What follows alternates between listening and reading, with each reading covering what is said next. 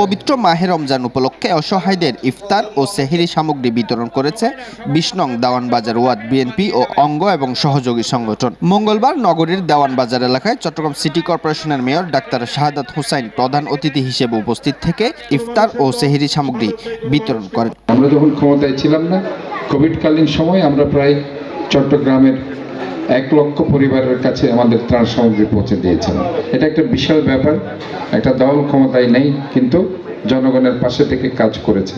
এখনও আমরা মনে করি যে আমরা এখানে আজকে সেহরি সামগ্রী, ইফতার সামগ্রী, এটা কোনো এত হিউজ কিছু নয়, কিন্তু এটার মাধ্যমে আমরা বলছি যে আমরা সবসময় আপনাদের পাশে আছি।